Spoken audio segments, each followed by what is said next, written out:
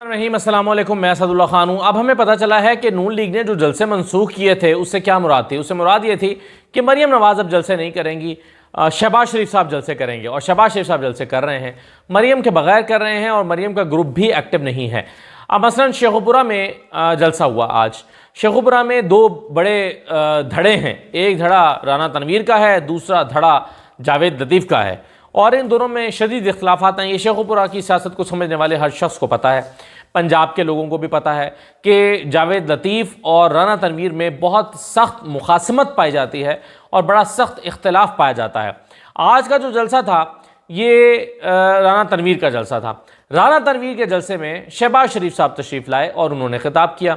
अगर ये जावेद लतीफ़ का जलसा होता तो फिर शहबाज शरीफ उसमें ना आते, उसमें मरीम नवाज़ आती, तो ग्रुप वाजे हैं, ग्रुप बंदी वाजे है और ग्रुप बंदी की बुनियाद मौजूद है। यानी ऐसा नहीं है कि सिर्फ कि लोकल डायनामिक्स की वजह से आपस में इख्तलाफात हैं, बल्कि धड़ेबंदी और ग्रुप बंदी की वजह से भी इख्तलाफ हैं। जावेद लतीफ़ साहब सबको पता है नवाज शरीफ साहब से हर चौथे दिन मिलने चले जाते हैं, मरीम नवाज़ के करीब हैं। मरीम नवाज़ अदालत आती हैं तो जावेद लतीफ़ उनके दाएँ जानिब या बाएँ जानिब बैठे होते हैं। दाएँ जानिब तो खैर परवेज़ रशीद होते थे, बाएँ जानिब जावेद लतीफ़ हुआ करते थे। अब तो खैर वो नहीं आते, उनके केसेस ख़त्म हो गए, लेकिन जब वो आया करते थे जावेद लतीफ़ साहब उनके साथ हुआ करते थे। तो जावेद लतीफ़ मरीम नवाज़ और नवाज शरीफ के ग्रुप में है, ये सबको पता है और उसी बुनियाद पर उन्होंने अपना एक धड़ा बना रखा है शेखुपुरा में।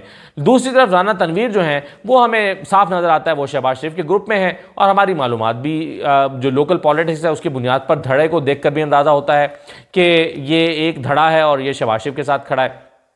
तो धड़ेबंदी नून लीग में हर गुजरते दिन के साथ वाजे हो रही है और आइंदा दिनों में और भी वाजे होगी। जूं जूं इलेक्शन करीब आएंगे, अगर करीब आएंगे और अगर इलेक्शन होंगे, जूं जूं इलेक्शन करीब आएंगे तो ये हमें धड़ेबंदी जो है वाजे नज़र आएगी। अब आज का जो जलसा था उसमें दो तीन सवाल उठते हैं। एक तो जैसा कि मैंने कहा कि आज धड़ा नज़र आया, यानी वाजे तौर पर एक तरफ उस जलसे में मरियम मौजूद नहीं है और दूसरी तरफ उसमें जावेद लतीफ़ मौजूद नहीं है। अच्छा, अब शहबाज शरीफ साहब ने जो तकरीर की है वो बड़ी हैरानकुन है। शहबाज शरीफ साहब का पूरी तकरीर सुन के कोई विजन दिखाई नहीं देता। कुल विजन उनका ये दिखाई देता है कि नवाज शरीफ आएगा तो लैपटॉप बांटेगा। और भाई पुराने फार्मूलों से मुल्क का मसला हल नहीं हो सका, मुल्क के मसाइल और पेचीदा हो गए हैं। पिछले 16 महीने में तो मज़ीद पेचीदा हो गए हैं और पिछले 16 महीने में जो बेड़ा गर्क हुआ है उसकी जिम्मेदारी शहबाज शरीफ साहब कबूल करने के लिए तैयार नहीं है। उल्टा आज वो ढिठाई के साथ कह रहे थे कि अगर मैं हुकूमत ना संभालता तो आपको यहाँ पर दवाइयाँ ना मिलती, मेडिसिन ना मिलती, पेट्रोल ना मिलता, आप दिवालिया हो जाते और आप यहाँ पर हर चीज़ को तरसते। ये शहबाज शरीफ साहब का बयानिया वो बनाने की कोशिश कर रहे हैं, लेकिन साथ ही साथ वो कहते हैं कि नवाज शरीफ आएगा तो गुर्बत का खात्मा करेगा, नवाज शरीफ आएगा तो खुशहाली लाएगा। और भाई शहबाज शरीफ साहब आप खुद तो बताएं कि आप क्यों नहीं ला सके। वो आपको जिम्मेदारी जब नवाज शरीफ नहीं दी थी, नवाज शरीफ नहीं दी थी ना जिम्मेदारी, जब नवाज शरीफ ने आपको जिम्मेदारी दी आप क्यों नाकाम रहे हैं? आप कम से कम अपनी नाकामी को तस्लीम तो करें, बल्कि एक तरह से तो ये नाकामी का एतराफ़ ही है। जब आप ये कहते हैं कि नवाज शरीफ आएगा तो खुशहाली आएगी, इसका मतलब है कि मैं तो नहीं ला सका भाई, नवाज शरीफ ही लाएगा। यानी नवाज शरीफ की मौजूदगी में, गैर मौजूदगी में मैंने कोशिश तो की लेकिन मुझसे हो नहीं सका, नवाज शरीफ आएगा। तो तभी इसका मतलब यही होता ना कि भाई नवाज शरीफ आएगा तो गुर्बत का खात्मा होगा, नवाज शरीफ आएगा तो खुशहाली आएगी। तो भाई आप 16 महीने फिर क्या करते रहे? आपने क्या किया? आपने क्यों हुकूमत की जब आपको आप नहीं कर सके? और आप नहीं कर सकते थे तो उसी वक्त कहते भाई ये नवाज शरीफ के बस की बात है, मेरे बस की नहीं है, नवाज शरीफ आएगा तो ठीक करेगा, मैं नहीं कर सकता। तभी कहना चाहिए था। आज कौम के 16 कीमती महीने ज़ाया करने के बाद, मुल्क में अफरा तफरी, बेचैनी को बढ़ा देने के बाद आज आप ऐलान कर रहे हैं कि भाई ये मुझसे तो नहीं हो सका लेकिन नवाज शरीफ आएगा तो करेगा। होना वैसे नवाज शरीफ साहब से भी नहीं है, जिस तरह के उन्होंने मुल्क के गंभीर हालात कर दिए हैं। इरफान सिद्दीकी साहब ने 2-3 दिन पहले ये बयान दिया था, मैंने शेयर भी किया था आपके साथ। उन्होंने कहा था कि नवाज शरीफ की तकरीर एक आम लीडर की तरह की तकरीर नहीं होगी बल्कि एक मुदब्बिराना तकरीर होगी। अब न जाने उसमें तदब्बुर कहाँ से डाला जाएगा लाकर और वो कैसे मुदब्बिराना तकरीर होगी। इरफान सिद्दीकी अल्फाज का गोरख धंधा निकाल लें तो निकाल लें, लेकिन नवाज शरीफ साहब के पास कोई प्लान है हुकूमत करने का तो ये दिखाई नहीं देता, क्योंकि अगर होता तो वो शहबाज शरीफ के पास भी होता। दूसरी चीज़ आ जाइए ज़रा, जो जुनैद सफदर की तलाक की वजह, कल मैंने उस पर एक वीडियो की थी, गुफ्तगू की थी कि क्या ये उनका ज़ाती मामला है या ज़ाती मामला नहीं है। मरीम नवाज़ साहिबा के क्लिप बहुत सारे लोगों ने शेयर किए हुए थे जिसमें वो इमरान खान की मुबैना बेटी के बारे में, टेरियन वाइट के बारे में बात कर रही थी कि जी ये देखो ये अपनी बेटी को कबूल क्यों नहीं करता और मेरी 2 बेटियां हैं, और इस तरह के मामला में वो बात कर रही थी। फिर इमरान खान का तलाक के का मसला हर दफ़ा खड़ा हो जाता है। इस मरतबा निकाह का मसला खड़ा हो गया था कि निकाह जो है वो गैर शरई तरीके से हुआ है जी, शरीयत के मुताबिक नहीं हुआ। और भाई नहीं शरीयत के मुताबिक हुआ तो वो जाने और उनका खुदा जाने, आपको किसने हक दिया है कि आप शरई फतवे देते फिर एक शख्स के निकाह के ऊपर। तो यहाँ पर अब मरियम नवाज साहिबा जो हैं उनके घर में इस तरह का मामला हुआ है, तो डरना चाहिए दूसरों की ज़ाती ज़िंदगी पर कमेंट करते हुए। किस तरह की सूरत हाल का सामना आपको भी करना पड़ सकता है। अब कल जुनैद ने कहा था कि मुझे जो है वो ये मैं फ़ैसला कर रहा हूँ और इस पर मज़ीद मेरी ज़िंदगी में इंटरफेरेंस ना की जाए।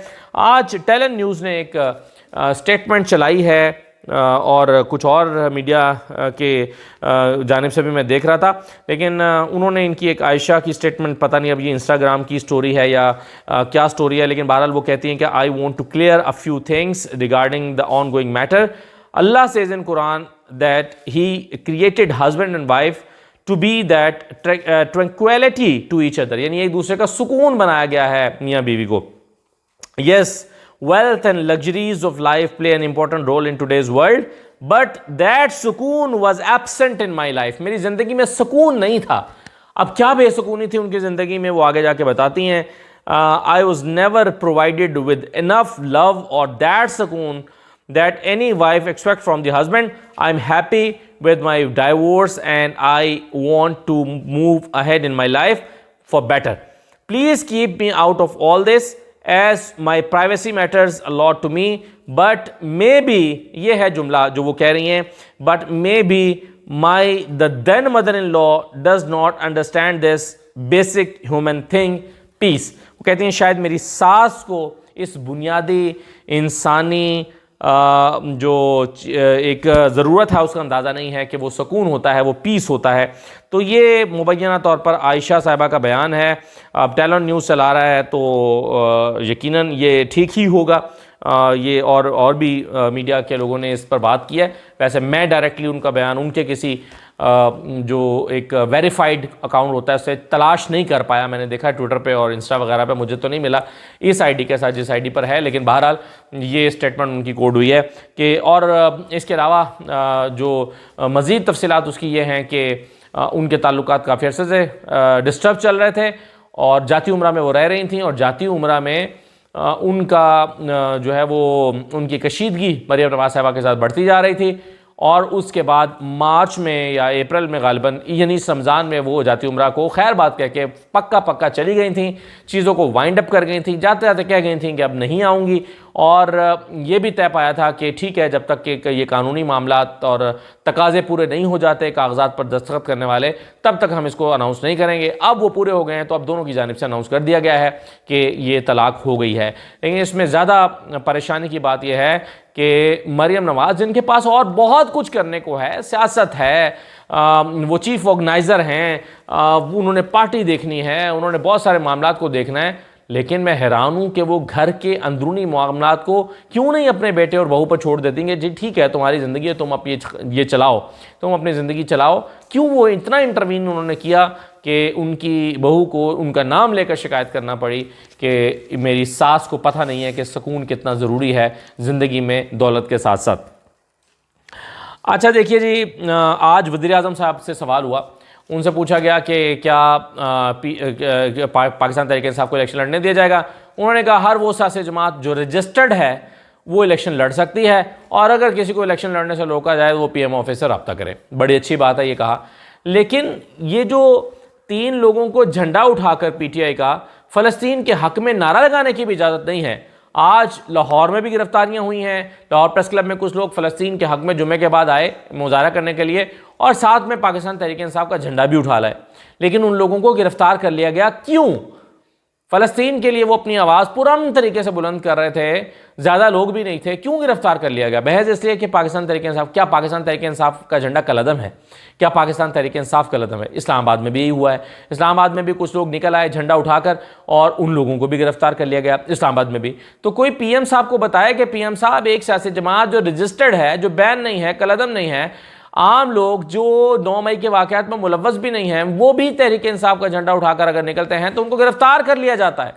ये बात कोई समझाए प्राइम मिनिस्टर साहब को, जो मीडिया के साथ वादे कर रहे हैं और दावे कर रहे हैं कि कोई भी सियासी जमात जो रजिस्टर्ड है इलेक्शन लड़ सकती है, मगर एक्चुअली नहीं लड़ सकती।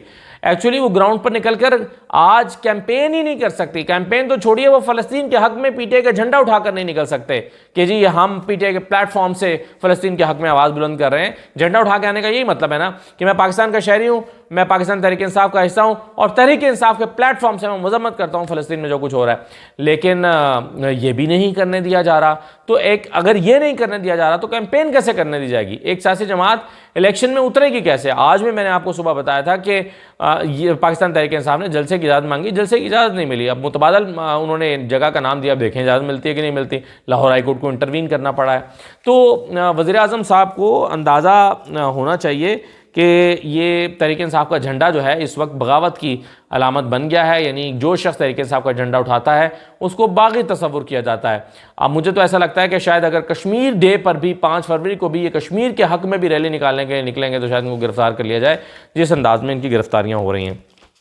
अच्छा, आज अंसार अब्बासी साहब ने जो खबर छापी है उस खबर का टाइटल बड़ा दिलचस्प है। उन्होंने कहा है कि हालात तेज़ी से -1 से -2 की तरफ जाने लगे और उस पूरी स्टोरी में उन्होंने फिर तफसील से बताया है कि पहले इमरान खान को माइनस किया जा रहा था, यानी इमरान खान को माइनस करने का प्लान है और नवाज शरीफ समझ रहे थे कि उनके लिए रास्ता खुल रहा है, लेकिन नहीं, हालात बता रहे हैं कि 2 लोग माइनस हो रहे हैं सियासत से, एक इमरान खान और दूसरे नवाज शरीफ।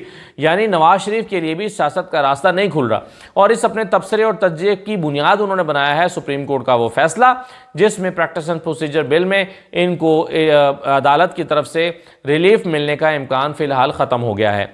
तो ऐसी सूरत में जब नवाज शरीफ साहब इलेक्शन नहीं लड़ सकेंगे या नहीं लड़ने दिया जाएगा तो इसका मतलब है कि वो भी इस अगले इलेक्शन की दौड़ से माइनस हो जाएंगे।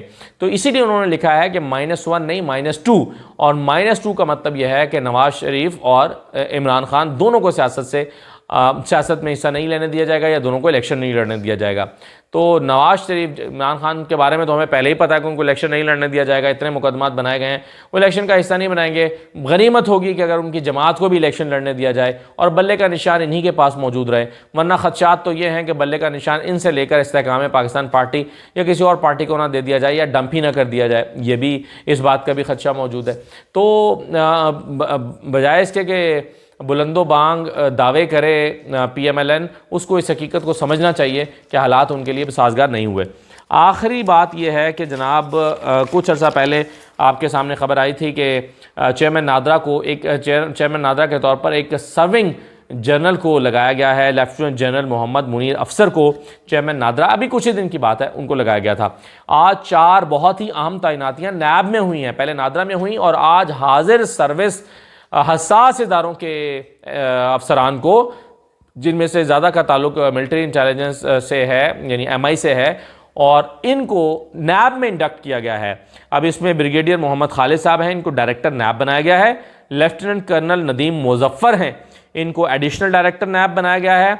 मेजर कैस कामरान सैयद हैं, इनको डिप्टी डायरेक्टर नैब बनाया गया है, और मेजर वलीद खालिद हैं, इनको भी डिप्टी डायरेक्टर नैब बनाया गया है। तो 4 अफसरान, एक ब्रिगेडियर, एक लेफ्टिनेंट कर्नल और 2 मेजर, ये 4 हाजिर सर्विस अफसरान को नैब में इंडक्ट कर दिया गया है। तो अब ये किसके लिए एक निशानी है या किसके लिए एक इशारा है? उन तमाम लोगों के लिए जिनके केसेस नैब में मौजूद हैं, उन तमाम सियासी शख्सियात के लिए जिनमें शरीफ ख़ानदान भी शामिल है, जिसमें जरदारी ख़ानदान भी शामिल है, जिसमें भुट्टो तो बिलावल भुट्टो तो खैर नहीं, लेकिन पीपल्स पार्टी के लोग इसमें शामिल हैं। तो इन तमाम लोगों के लिए ख़तरे की मज़ीद घंटी बज गई है और ये क्लियर एक इंडिकेशन है। नवाज शरीफ साहब, अगर अब भी आपने रिव्यू करना है तो कर लें, ज़िद ना करें, पाकिस्तान ना आए तो आपके लिए बेहतर होगा। ये पैगाम बड़ा वाज़ेह है। इजाज़त दीजिए, अल्लाह हाफ़िज़।